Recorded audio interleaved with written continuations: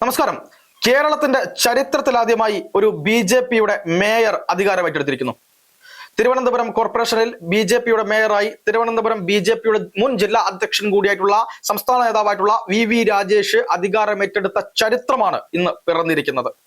കേരളത്തിന്റെയും അതുപോലെ തന്നെ ഇന്ത്യയുടെയും തന്നെ ചരിത്രത്തിൽ കേരളം പോലുള്ള സംസ്ഥാനത്ത് ബി.ജെ.പി ആദ്യമായി പിടിക്കുന്ന കോർപ്പറേഷൻ എന്ന ഏറ്റവും പ്രധാനപ്പെട്ട ഒരു പരിഗണന തന്നെയാണ് സംസ്ഥാനത്ത് തിരുവനന്തപുരം കോർപ്പറേഷന് കിട്ടിയിരിക്കുന്നത് എന്നുള്ളതാണ്. നമുക്കറിയാം, വി രാജേഷ് എന്ന് പറയുന്ന വ്യക്തി ഒരുപാട് കാലം ബി.ജെ.പി എന്ന് പറയുന്ന സംഘടനാ തലത്തിൽ സംഘടനാ സംവിധാനത്തെ മൊത്തമായി ചലിപ്പിച്ച് അവിടെ ഒരു വലിയ വിജയം ഉണ്ടാക്കുന്നതിൽ നിർണായകമായ പങ്ക് വഹിച്ച വ്യക്തിയാണ് വി രാജേഷ്. ഈ സംഘടനയുമായി ബന്ധപ്പെട്ട് അവിടെ ജില്ലാ അധ്യക്ഷനായിരിക്കുന്ന സമയത്ത് അവിടെ എല്ലാ ആളുകളെയും കൂട്ടിയോജിപ്പിക്കുകയും അവിടെ വലിയൊരു പ്രവർത്തന മികവ് കാഴ്ചവെക്കുകയും ബി.ജെ.പിക്ക് അടിത്തറ കൃത്യമായി പാകുകയും ഒക്കെ ചെയ്ത് 35 സീറ്റിലേക്ക് ബി.ജെ.പിയെ എത്തിച്ച് അവിടെ രണ്ടാമത്തെ കക്ഷിയാക്കി മുഖ്യ പ്രതിപക്ഷമാക്കി ബി.ജെ.പിയെ മാറ്റുന്നതിൽ നിർണായകമായ പങ്ക് വഹിച്ച വ്യക്തി കൂടിയാണ് വി രാജേഷ് എന്ന് പറയുന്നത്. അങ്ങനെയുള്ള വി രാജേഷ് ഇന്ന് മേയറായി ചുമതല ഏറ്റെടുക്കുമ്പോൾ ഒരുപാട് കാര്യങ്ങൾ അല്ലെങ്കിൽ ഒരുപാട് പ്രതീക്ഷകളാണ് ബി.ജെ.പിയെ സംബന്ധിച്ചിടത്തോളം തിരുവനന്തപുരത്തെ നിവാസികളെ സംബന്ധിച്ചിടത്തോളം ഉള്ളത് എന്നുള്ളതാണ് യാഥാർത്ഥ്യം. അതുപോലെ തന്നെ ഡെപ്യൂട്ടി മേയറായി ആശാനാഥും വന്നിരിക്കുന്നു. ആശാനാഥിനെ സംബന്ധിച്ചിടത്തോളം 1000-ലേറെ ഭൂരിപക്ഷത്തിന് അവിടെ കണ്ണൻമൂല വാർഡിൽ നിന്ന് വിജയിച്ച് കണ്ണൻമൂല ഡിവിഷനിൽ നിന്ന് വിജയിച്ച് കയറിയ ആളാണ് ആശാനാഥ് എന്ന് പറയുന്നത്. ഒരുപാട് കാലമായി ബി.ജെ.പിയുടെ പ്രവർത്തകയാണ്. ഒരുപാട് ആളുകൾക്ക് ഒരുപാട് സഹായങ്ങൾ ചെയ്തും കൃത്യമായി ഒരു കൗൺസിലർ എങ്ങനെയായിരിക്കണം എന്ന് കൃത്യമായി കാണിച്ചു തരുന്ന രീതിയിലേക്ക് മാറിയ ആളാണ് ആശാനാഥ് എന്ന് പറയുന്നത്.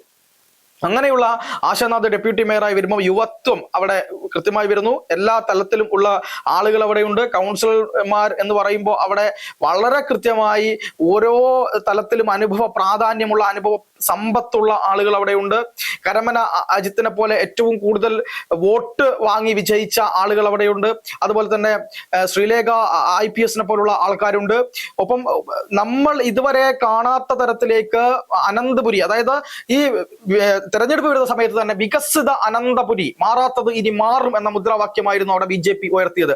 രാജീവ് ചന്ദ്രശേഖറിന്റെ നേതൃത്വത്തിൽ കൃത്യമായി അവിടെ രാജീവ് ചന്ദ്രശേഖർ ചുമതലയേറ്റെടുത്തുകൊണ്ട് തന്നെ അവിടെ വലിയ നിലത്തിലുള്ള മുന്നേറ്റം ഉണ്ടാക്കാൻ വേണ്ടി ശ്രമിച്ചു എന്നുള്ളതാണ്. അങ്ങനെ ഒരു മുന്നേറ്റം ഉണ്ടാക്കാൻ ശ്രമിച്ചതിന്റെ പശ്ചാത്തലത്തിൽ അവിടെ പല ആളുകൾക്കും സംശയം ഉണ്ടായിരുന്നു. അവിടെ ബി.ജെ.പി 51 തികയ്ക്കുമോ എന്നൊക്കെയുള്ള സംശയം ഉണ്ടായിരുന്നു. 50-ലെത്തി നിൽക്കെ ഇന്ന് പാറ്റൂർ രാധാകൃഷ്ണൻ കൂടെ ബി.ജെ.പിക്ക് പിന്തുണ പ്രഖ്യാപിച്ചതോടുകൂടി 51 വോട്ടിന്റെ ഭൂരിപക്ഷത്തിൽ കൃത്യമായി അധികാരം ഏറ്റെടുത്തിരിക്കുന്നു.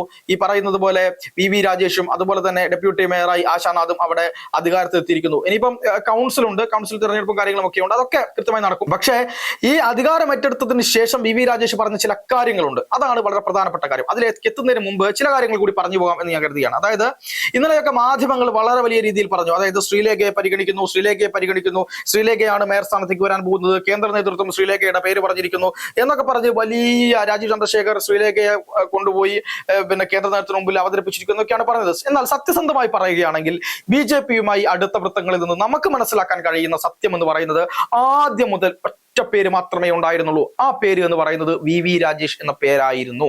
അതിന് കൃത്യമായ കാരണവുമുണ്ട്. അതായത് തിരുവനന്തപുരം പോലൊരു ഒരു നഗരത്തെ ഭരിക്കുമ്പോൾ അവിടെ കോർപ്പറേഷൻ കൗൺസിൽ സ്ഥാനത്തേക്ക് മത്സരിക്കുമ്പോൾ കോർപ്പറേഷനിൽ ഒരു മേയറായിട്ടൊക്കെ നിൽക്കുന്ന സമയത്ത് പ്രതിപക്ഷത്തുള്ളത് കോൺഗ്രസും അതുപോലെ തന്നെ CPM-ന്റെയും വലിയ പ്രതിപക്ഷം, ശക്തരായിട്ടുള്ള പ്രതിപക്ഷം അവിടെയുണ്ട്. ചെറിയ വീഴ്ചകൾ പോലും അവിടെ വലിയ പ്രശ്നമായി വരികയും അത് ഈ തിരുവനന്തപുരം കോർപ്പറേഷനകത്ത് ഭരണം അട്ടിമറിക്കപ്പെടുന്നതിന്, അതായത് അട്ടിമറിക്കുക എന്ന് ഞാൻ ഉദ്ദേശിക്കുന്നത് അടുത്ത തെരഞ്ഞെടുപ്പിനകത്ത് ഭരണം പോകുന്നതിന് വലിയ കാരണമായി മാറുകയും ചെയ്യുമെന്ന് ബി.ജെ.പി കണക്ക് കൂട്ടുന്നുണ്ട്.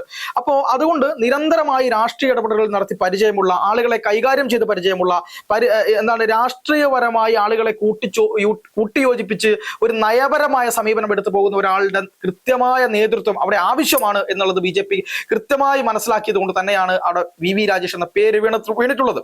വി രാജേഷ് ആണെങ്കിൽ അവിടെ മറ്റുള്ള രാഷ്ട്രീയ പാർട്ടികളുടെ കാര്യം അറിയാം, മറുപടി കൊടുക്കുന്നതിന് കൃത്യമായ കാര്യമുണ്ട്. ഏതെങ്കിലും ഒരു രാഷ്ട്രീയ ഭിന്നാഭിപ്രായം വന്നാൽ, ഒരു എതിർപ്രമേയം വന്നാൽ അതിനെ എങ്ങനെ കൈകാര്യം ചെയ്യണം, ഇതൊക്കെ ഒരു കൃത്യമായ രാഷ്ട്രീയപരമായിട്ടുള്ള ഒരു അറിവ് കൂടെ അവിടെ മുഖ്യമായിട്ട് വേണ്ടതുണ്ട്.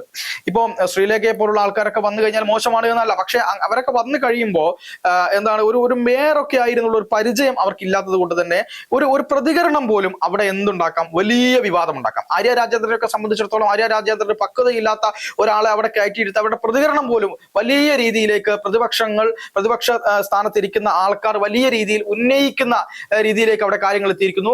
ഈ തിരുവനന്തപുരം നഗരസഭയെ സംബന്ധിച്ചിടത്തോളം അല്ലെങ്കിൽ കോർപ്പറേഷനെ സംബന്ധിച്ചിടത്തോളം അവിടുത്തെ ഭരണം കൈവിട്ടു പോകുന്നതിന് മുഖ്യമായിട്ടുള്ള കാരണം എന്ന് പറയുന്നത് ആര്യ രാജേന്ദ്രൻ അവിടെ എടുത്ത നിലപാടുകളും അഴിമതിയും കുത്തരങ്ങും അതുപോലെ ആര്യ രാജേന്ദ്രന്റെ ചില പ്രവൃത്തികളും KSRTC ബസ് തടഞ്ഞ് യദു എന്ന് പറയുന്ന ചെറുപ്പക്കാരനെ ആര്യ രാജേന്ദ്രനും ഭർത്താവ് സച്ചിൻ ദേവ് MLA ഉൾപ്പെടെയുള്ള ആളുകൾ കൈകാര്യം ചെയ്തുള്ള വിഷയം, ആമയഞ്ചാൻ തോട്ടിൽ ജോയി എന്ന് പറയുന്ന പാവപ്പെട്ട മനുഷ്യൻ വീണ് മരിച്ചപ്പോ അത് കൃത്യമായി അതിലിറങ്ങി ഒന്ന് എടുത്ത് പൊന്തിക്കാൻ പോലും പറ്റാത്ത രീതിയിലേക്കുള്ള അവസ്ഥ അവിടെ വന്നു.